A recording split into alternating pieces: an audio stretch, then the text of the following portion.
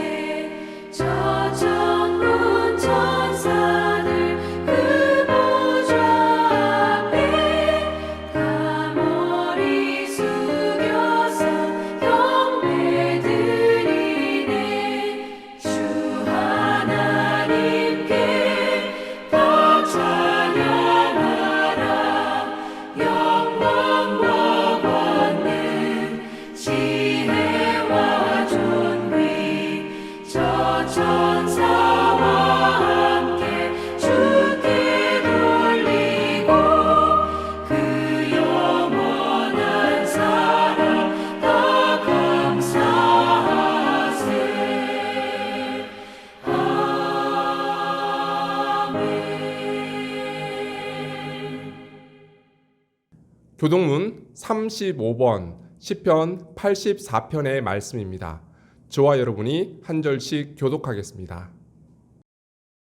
만군의 여호와여, 주의 장막이 어찌 그리 사랑스러운지요.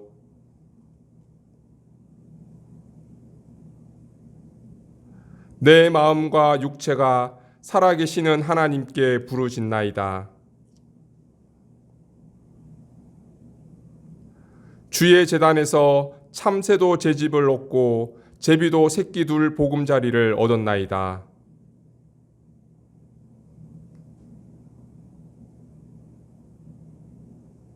주께 힘을 얻고 그 마음에 시온의 대로가 있는 자는 복이 있나이다. 그곳에 많은 샘이 있을 것이며 이른 비가 복을 채워 주나이다.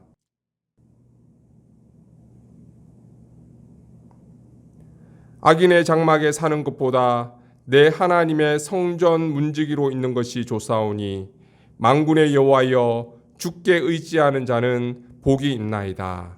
아멘. 다 같이 사도신경하심으로 우리의 신앙을 고백하겠습니다. 나는 전능하신 아버지 하나님, 천지의 창조주를 믿습니다. 나는 그의 유일하신 아들 우리 주 예수 그리스도를 믿습니다.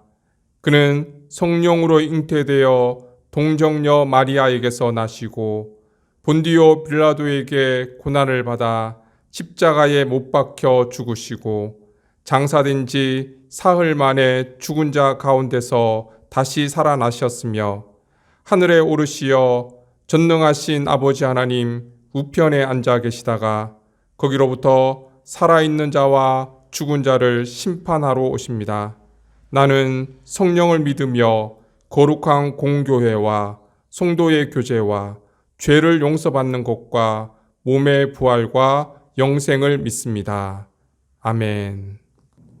찬송가 257장 함께 찬양 드리겠습니다.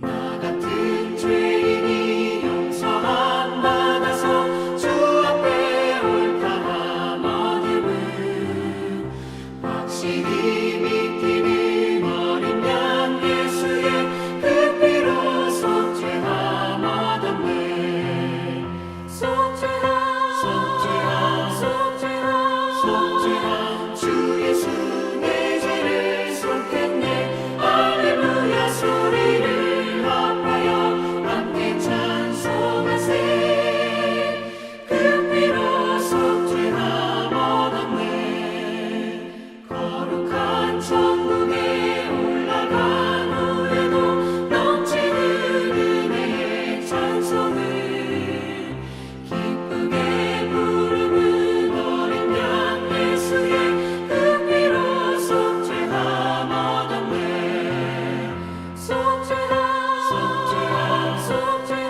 속죄한 주 예수 내 죄를 속했네. 할렐루야 소리를 합하여 함께 찬송하세. 그 피로 속죄함 얻었네.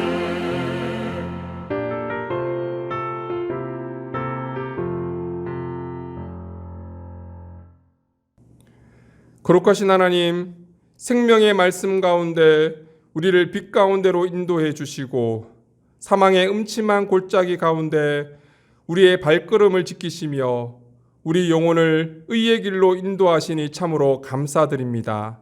오늘 거룩한 주일을 맞아 하나님의 이름을 찬양하며 경배를 드립니다.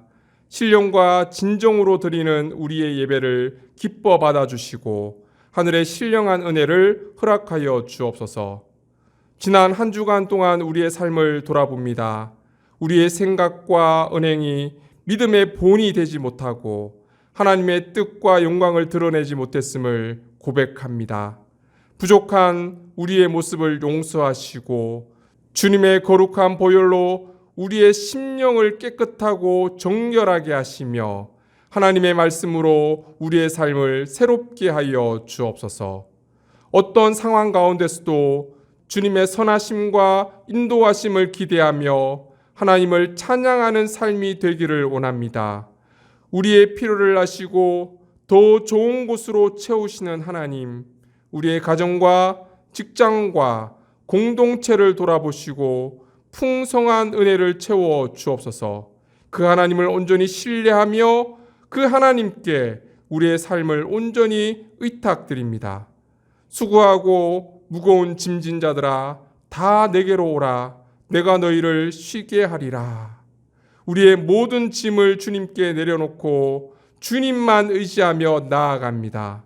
날마다 주님 안에 살아가게 하시고 주님의 소망 안에 살아가는 삶이 되게 은혜 내려 주옵소서.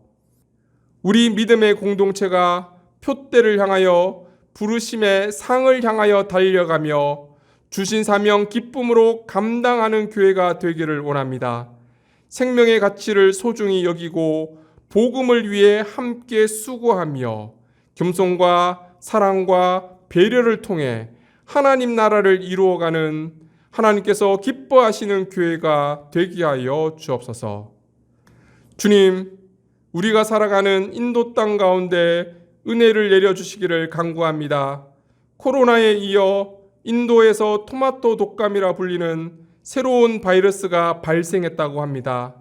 열악한 환경 가운데 전염병에 노출되기 쉬운 이들을 긍휼히 여겨주셔서 더 이상 전염병으로 희생되는 사람이 발생하지 않도록 지켜주옵소서. 그리스도의 복음으로 죽어가는 영혼들이 살아나게 하시고 주님의 십자가의 은혜로 말미암아 생명의 땅, 소망의 땅이 될 수 있도록 축복하여 주옵소서. 인도교회와 선교사님들을 지켜주시고 주님의 평강으로 인도하여 주옵소서. 모든 말씀 예수님의 이름으로 기도드립니다. 아멘.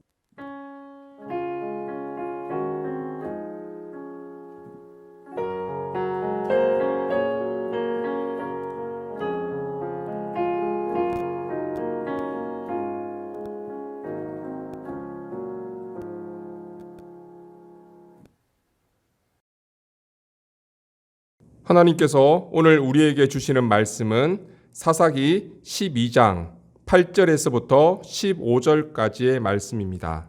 이제 하나님의 말씀을 받들어 봉독하겠습니다. 그 뒤를 이어 베들레헴의 입산이 이스라엘의 사사가 되었더라.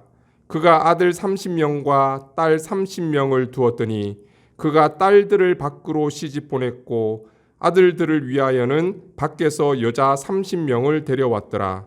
그가 이스라엘의 사사가 된 지 7년이라. 입산이 죽음에 베들레헴에 장사되었더라. 그 뒤를 이어 스불론 사람 엘론이 이스라엘의 사사가 되어 10년 동안 이스라엘을 다스렸더라.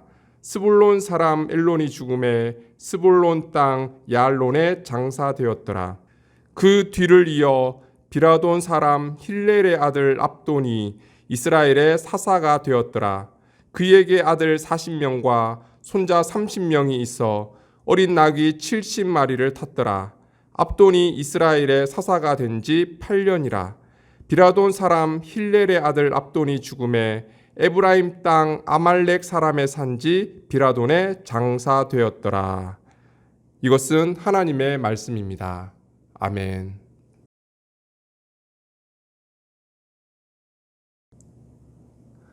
하나님의 은혜와 평강이 여러분과 여러분 가정 위에 늘 함께 하시기를 주님의 이름으로 축복합니다.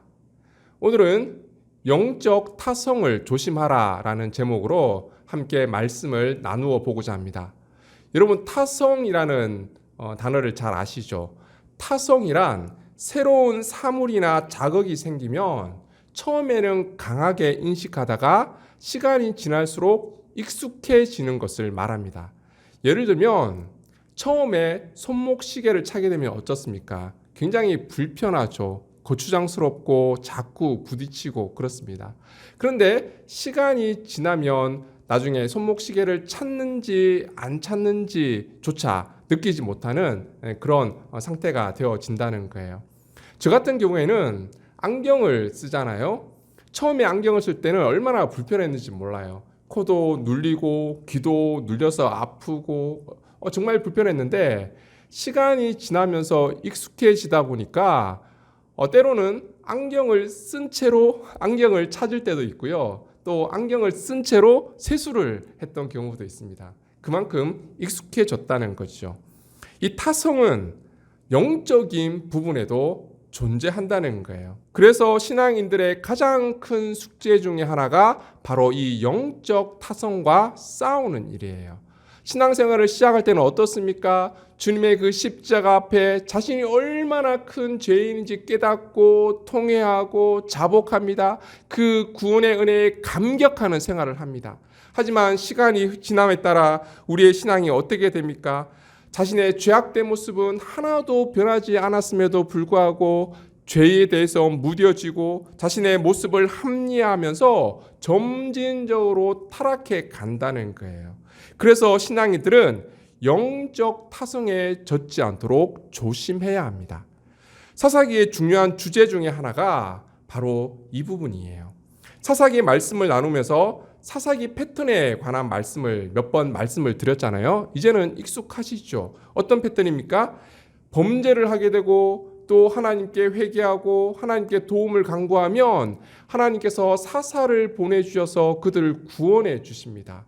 그리고 얼마 동안의 평화 기간을 얻게 되는데 그 평화의 시대에 하나님의 은혜를 망각하고 또다시 범죄하는 이 패턴이 계속해서 반복되어짐을 우리는 살펴보았습니다.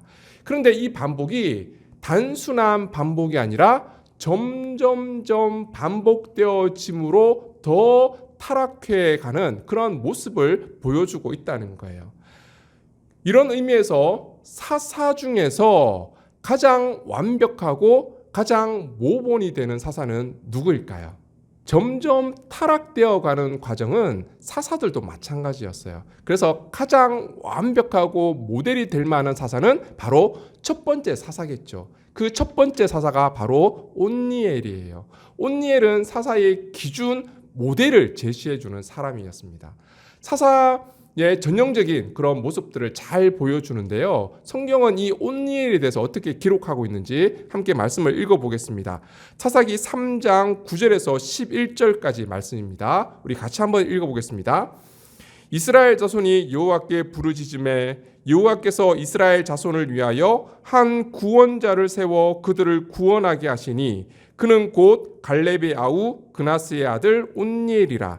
여호와의 영이 그에게 임하셨으므로 그가 이스라엘의 사사가 되어 나가서 싸울 때에 여호와께서 메소보다미아 왕 구산 리사다임을 그의 손에 넘겨주심에 온니엘의 손이 구산 리사다임을 이기니라. 그 땅이 평온한 지 40년에 그나스의 아들 온니엘이 죽었더라. 온니엘은 하나님께서 세워주신 구원자였고 하나님의 영이 임하자마자 바로 전쟁에 나가서 이스라엘을 구원해냅니다. 그리고 평화의 시대를 누리게 되죠.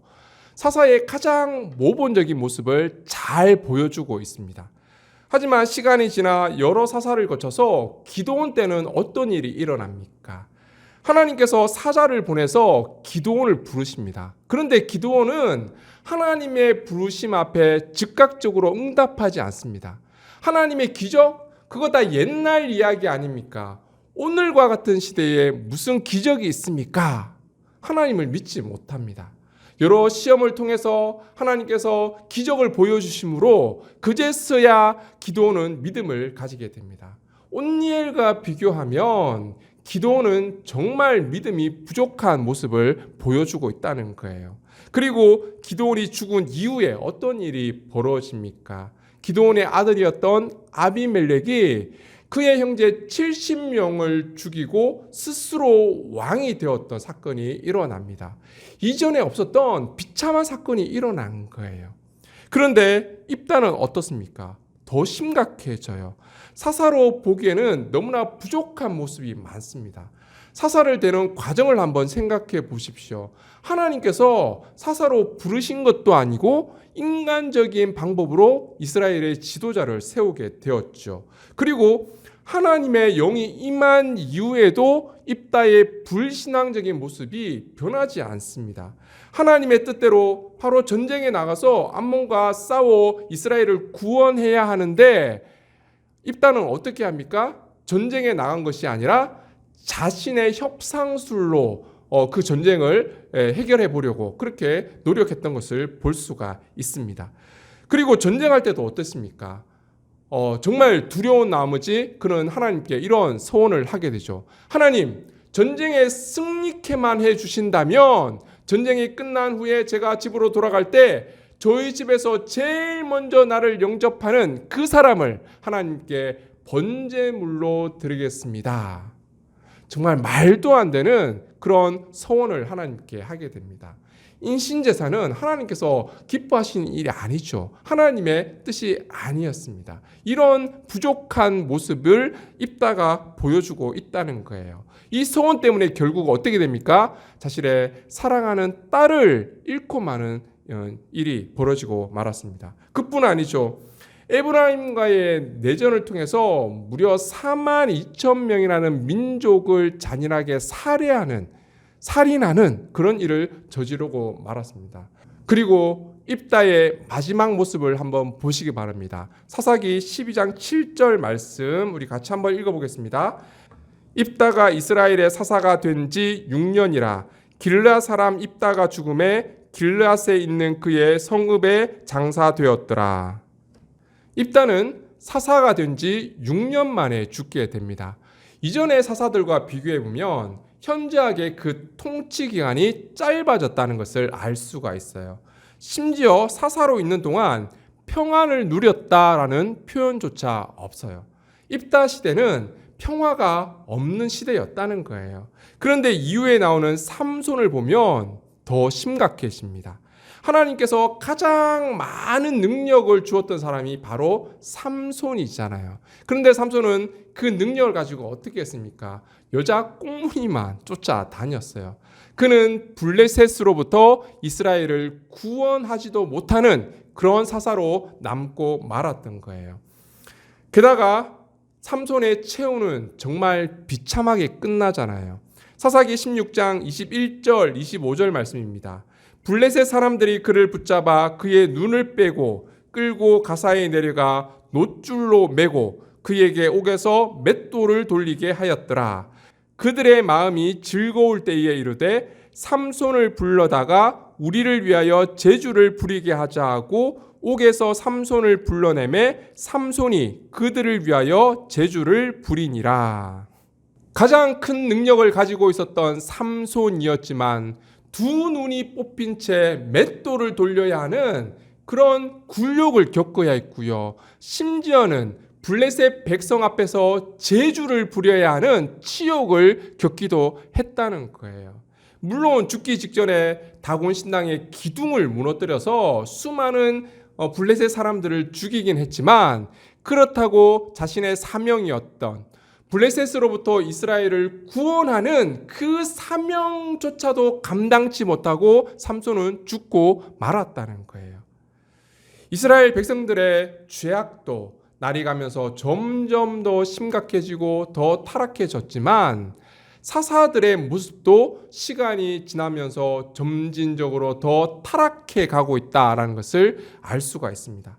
그리고 한 신학자는 사사기를 눈물의 채 그렇게 불렀습니다. 왜냐하면 사사기 서론 부분과 중간 부분 그리고 결론 부분에 눈물을 흘리는 그런 모습이 등장을 하기 때문입니다. 서론 부분에 보면 하나님의 사자가 나타나서 하나님과의 언약을 어기고 우상 숭배한 죄악 때문에 장차 심판과 재앙을 받게 될 것이다 라는 그 경고 때문에 이스라엘 백성들이 우는 장면이 등장합니다. 사사기 2장 4절입니다. 같이 한번 읽어보겠습니다. 여호와의 사자가 이스라엘 모든 자손에게 이 말씀을 이르매 백성이 소리를 높여 운지라. 백성들이 소리 높여 우는 장면이 등장하죠. 그리고 사사기 중간 부분에도 우는 장면이 나옵니다. 사사기 중간 부분에는 입다 이야기가 나오는데요. 입다의 불신앙으로 인해서 그의 딸이 죽게 되잖아요. 그 딸의 죽음으로 애곡하는 장면이 등장합니다. 그리고 사사기 결말 부분에는 레위인 첩을 강간하고 살해했던 지파가 있었는데 바로 베냐민 지파였어요. 그래서 나머지 지파들이 이 베냐민 지파 그냥 둬서는 안 되겠다. 그래서 연합을 해서 베냐민 지파를 공격하는 장면이 나옵니다. 사사기 20장 47절에서 48절 말씀입니다. 같이 한번 읽어보겠습니다. 베냐민 사람 600명이 돌이켜 광야로 도망하여 림몬 바위에 이르러 거기에서 넉 달 동안을 지냈더라. 이스라엘 사람이 베냐민 자손에게로 돌아와서 온 성읍과 가축과 만나는 자를 다 칼로 치고 닥치는 성읍은 모두 다 불살랐더라. 이 사건으로 인해서 도망간 600명을 제외한 나머지 베냐민 사람들이 다 죽음을 맞이하게 됩니다. 이로 인해서 한 지파가 멸절되는 위기 앞에 놓이게 되자 백성들이 통곡합니다. 그 장면이 사사기 21장 2절 말씀이에요. 백성이 베델에 이르러 거기서 저녁까지 하나님 앞에 앉아서 큰 소리로 울며, 처음에는 자신들의 죄악 때문에 눈물을 흘렸고, 중간에는 입다의 불신앙으로 인해서 한 생명이 희생당하는 일 때문에 울었고, 마지막에는 한 지파가 진멸당하는 위기 앞에 백성들이 통곡하게 됩니다. 이런 사사기 내용을 통해서 점진적으로 타락해 가는 과정을 잘 보여주고 있다는 거예요. 오늘 본문에 등장하는 마이너 사사도 예외가 아닙니다. 성경에 보면 사사가 총 12명이 등장하는데 그 중에 마이너 사사가 6명이에요. 마이너 사사 가운데 가장 먼저 나오는 사사가 누구냐면 삼갈이라는 사사예요. 여러분 기억하세요? 예전에 한번 말씀을 나누었는데 삼갈은 사사기에 딱 한 구절만 등장하는 그런 사사입니다. 사사기 3장 31절에 보면 삼갈에 대한 기록이 나와 있습니다. 우리 같이 한번 읽어보겠습니다. 에훗 후에는 아나세 아들 삼갈이 있어 소모는 막대기로 블레셋 사람 600명을 죽였고 그도 이스라엘을 구원하였더라. 짧은 기록이지만 삼갈은 이스라엘을 구원한 사사로 등장하고 있습니다. 그 다음에 등장한 마이너 사사가 얼마 전에 함께 말씀을 나누었던 돌라와 야일입니다. 돌라 시대까지만 해도 이스라엘을 구원했다 이런 표현이 등장합니다. 그런데 야일 때부터는 이스라엘을 구원했다는 표현이 등장하지 않습니다. 야일은 그냥 아들 30명이 나귀 30마리를 타고 30성읍을 가졌다 그렇게만 기록되어 있습니다. 이 부분에 대한 해석을 지난번에 한번 했었는데 다시 한번 정리해 보도록 하겠습니다. 기드온 시대부터 보면 이스라엘 백성들이 범죄하고 부르짖을 때 하나님께서 기드온을 보내주셔서 이스라엘을 구원해 주십니다. 그 다음에 아비멜렉의 폭정에 관한 이야기가 등장하고요. 그 이후에 돌라와 야일의 시대에 일시적인 평화를 누리게 됩니다. 다시 범죄하고 부르짖을 때 입다를 보내주셨고요. 또 에브라임과의 내전에 관한 이야기가 나옵니다. 그리고 입상과 엘론과 압돈 시대에 다시 한번 일시적인 평화의 시대를 누리게 됩니다. 다시 이들이 범죄하고 부르짖을 때 하나님께서 삼손을 보내주셨는데 삼손 이후에 내전이 있고 다시는 평화의 시대가 오지 못하고 혼란한 가운데 사사기를 마치고 있습니다. 돌라와 야일의 시대는 사사기 패턴을 통해서 평화의 시대임을 알 수 있다 그렇게 말씀을 드렸습니다. 오늘 등장하는 3명의 마이너 사사도 입다 이후에 평화의 시대가 도래했다는 사실을 전제하고 말씀을 살펴보도록 하겠습니다. 우선 사사 입산에 대해서 한번 보겠습니다. 오늘 본문 8절에서 10절까지의 말씀입니다. 우리 같이 한번 읽어보겠습니다. 그 뒤를 이어 베들레헴의 입산이 이스라엘의 사사가 되었더라. 그가 아들 30명과 딸 30명을 두었더니 그가 딸들을 밖으로 시집보냈고 아들들을 위하여는 밖에서 여자 30명을 데려왔더라. 그가 이스라엘의 사사가 된 지 7년이라. 입산이 죽음에 베들레헴에 장사되었더라. 입산 역시 이스라엘을 구원했다라는 표현은 나오지 않습니다.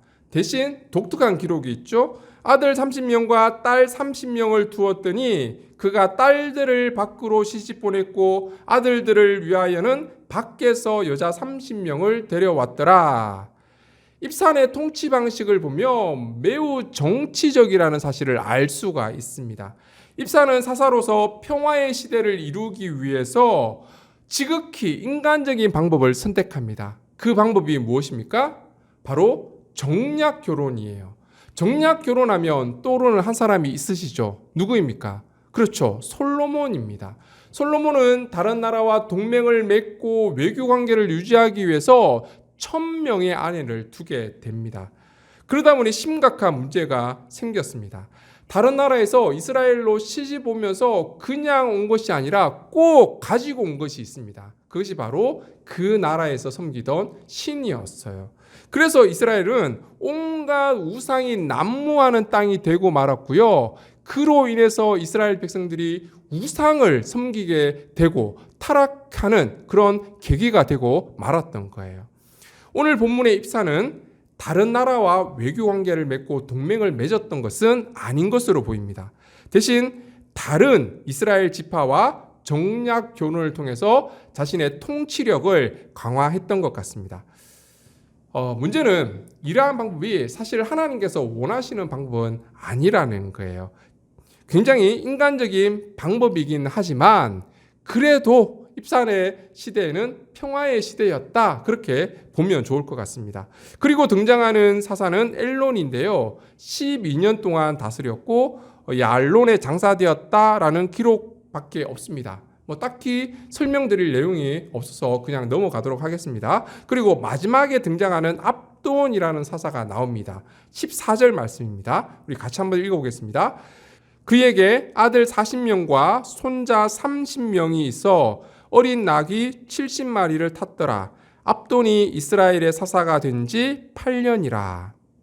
아들 40명과 손자 30명이 어린 낙이 70마리를 탔다 그렇게 기록되어 있습니다. 많은 자녀와 나귀는 축복과 부의 상징이죠. 그래서 압돈의 시대 역시 평화의 시대였다라는 것을 잘 보여주고 있다 그렇게 이해하시면 좋을 것 같아요. 입상과 엘론과 압돈의 시대가 이전의 마이너 사사 시대와 비교해 본다면 이스라엘을 구원했다라는 기록도 없고 통치 기간도 많이 짧아졌다는 것을 알 수가 있어요. 이러한 것을 통해서 점진적으로 사사의 기능과 역할이 약해져 가고 있다라는 사실을 알 수는 있지만, 그럼에도 불구하고 전체적인 흐름상 이때는 평화의 시대였다라고 보는 것이 좋을 것 같습니다. 그런데 여기서 한 가지 눈여겨볼 것은 기드온 이후에 마이너 사사들의 배치 순서입니다. 아비멜렉의 이야기가 나오고 그 다음에 돌라와 야일의 마이너 사사의 이야기가 나옵니다. 그 다음에 입다의 이야기가 나오고 그 이후에 오늘 본문에 입상과 엘론과 압돈 마이너 사사 이야기를 배치하고 있다는 거예요.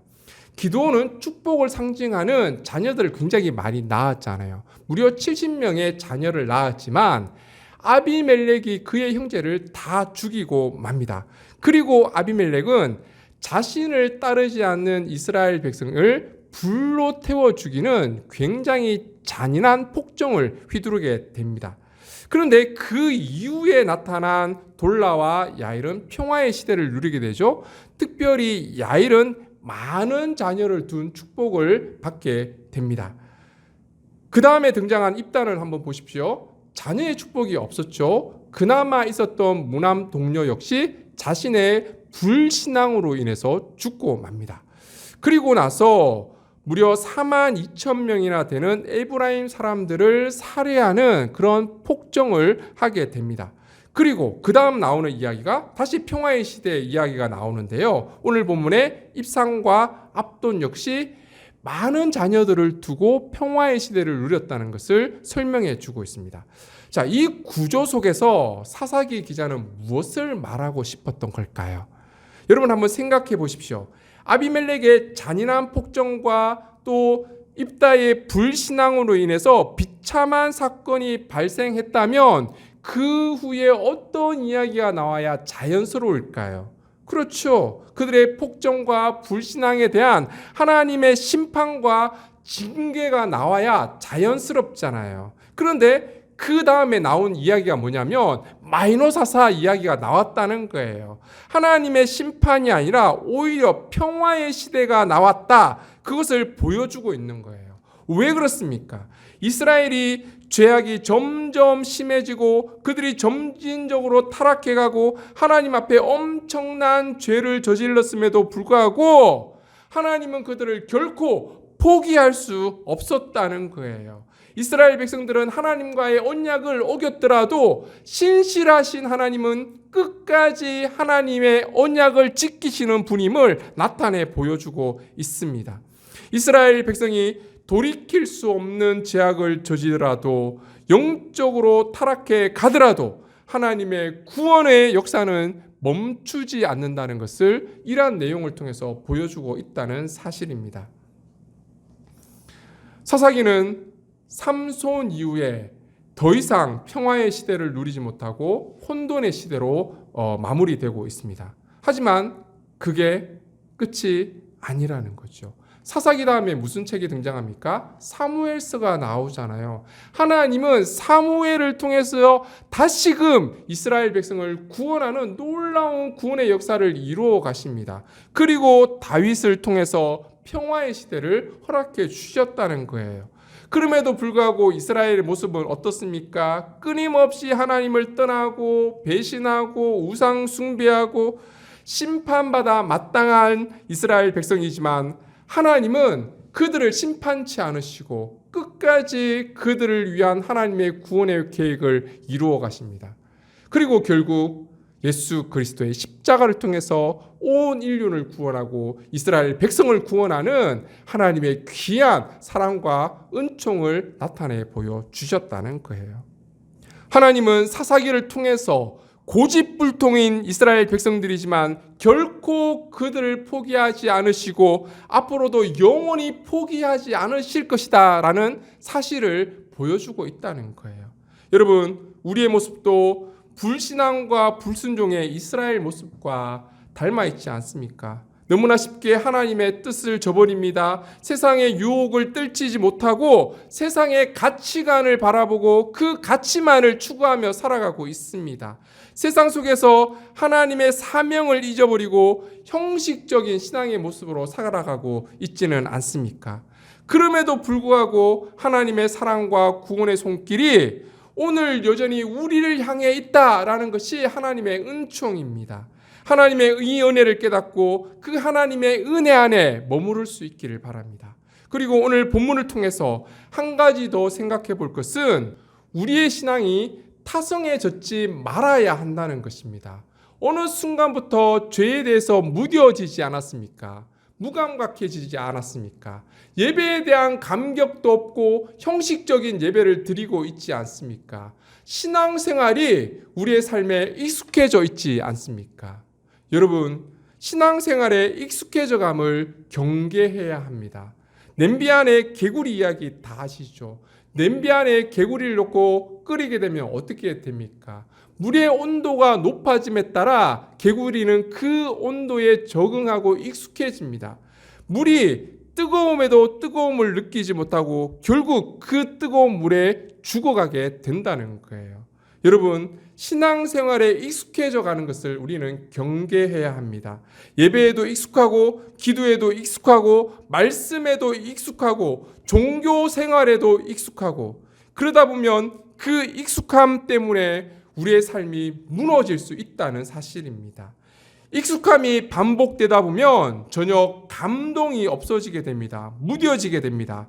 예배가 형식화되어지고요. 찬양과 기도가 형식화되어지고 우리의 신앙은 매너리즘에 빠지게 된다는 사실입니다.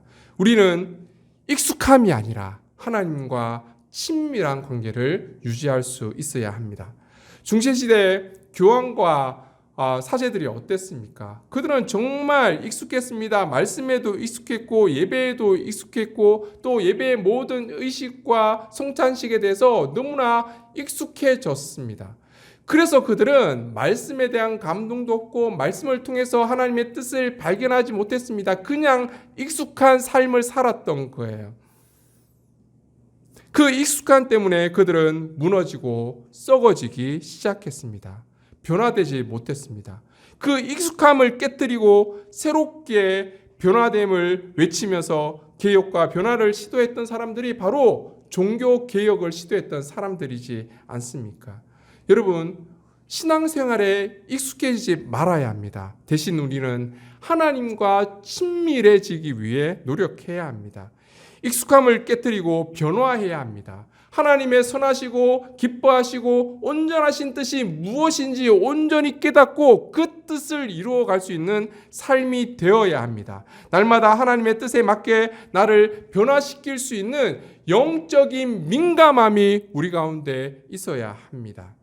여러분, 정말 우리는 신앙생활을 하면서 타성에 젖는 그런 신앙생활이 아니라 하나님의 뜻을 바라보고 말씀 가운데 하나님을 경험함으로 인해서 우리의 삶이 날마다 변화되어지는 그러한 삶을 살아갈 수 있는 저와 여러분이 되시기를 주님의 이름으로 축원합니다. 기도드리겠습니다.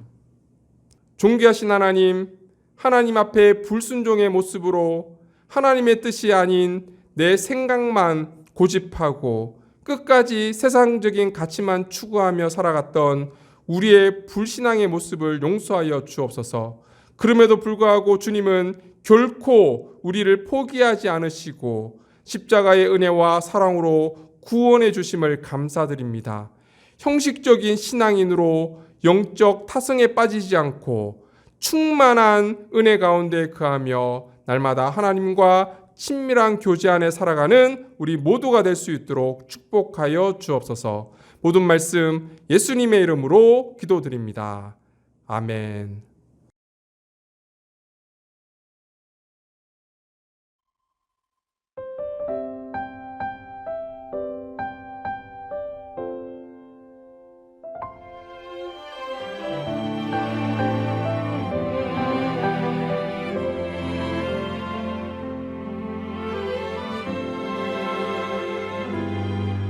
내가 누려왔던 모든 것들이 내가 지나왔던 모든 시간이, 내가 걸어왔던 모든 순간이 당연한 것 아니라 은혜였어. 아침 해가 뜨고 저녁에 노을, 봄의 꽃향기와 가을의 열매, 변하는 계절의 모든 순간이 당연한 것 아니라 은혜였어. 모든 것이 은혜,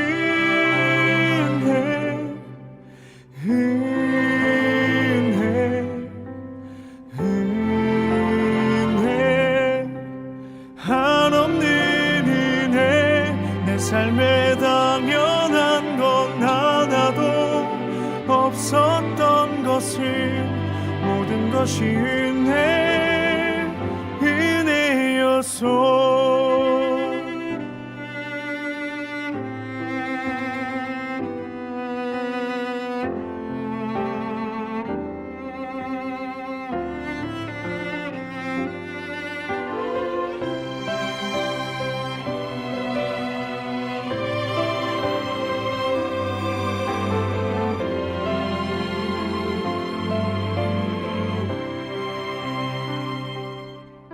내가 이 땅에 태어나 사는 것,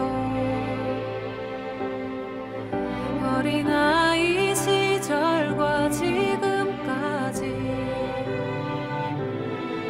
숨을 쉬며 살며 꿈을 꾸는 삶, 당연한 것 아니라 은혜였소. 내가 하나님의 자녀로 살며 오늘 찬양하고 예배하는 삶, 복음을 전할 수 있는 축복이 당연한 것 아니라 은혜였소. 모든 것이 은혜, 은혜,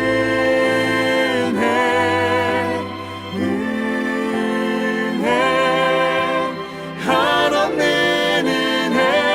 내 삶에 당연한 건 하나도 없었던 것을, 모든 것이 은혜, 은혜였소. 모든 것이 은혜, 은혜, 은혜, 한없는 은혜. 내 삶에 당연한 건 하나도 없었던 것을, 모든 것이 은혜, 은혜였소. 모든 것이 은혜, 은혜였소. 모든 것이 은혜,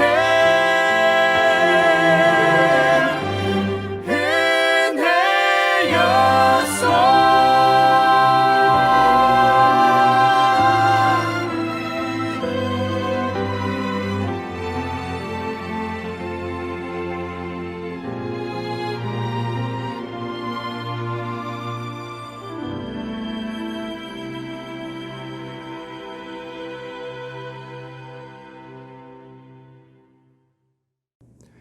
은총의 하나님, 우리의 연약한 삶이 십자가의 능력으로 강건케 하시고 날마다 십자가의 은혜 안에 거하게 하시며 하나님의 구원의 풍성한 은혜 가운데 살아가게 하심을 감사드립니다. 이 시간 하나님의 구속의 은혜와 주님의 십자가의 한없는 사랑에 감사드리며 우리의 정성을 다해 하나님께 예물 올려드립니다. 우리가 드리는 예물이 과부의 두랩돈과 같이 진실된 예물이 되게 하시고 믿음으로 하늘의 보화를 쌓는 일이 되게 하여 주옵소서. 이 예물이 세상에 흘러갈 때에 주님의 몸된 교회를 세우고 이웃을 섬기며 생명을 살리는 하나님 나라 확장을 위해 아름답게 사용되게 하셔서 오직 하나님의 영광만 드러나게 하여 주옵소서. 새로운 한 주간도 주님과 동행하는 삶을 살아가기 원합니다. 우리의 삶을 주관해 주시고 십자가의 은혜 가운데 거하게 하시며 우리의 평생의 소원인 주님을 닮아가는 삶이 되게 하여 주옵소서. 하나님의 은혜 가운데 우리의 가정과 직장과 삶의 터전이 복되게 하시며 우리를 통해 이 복이 세상에 흘러가게 하여 주옵소서.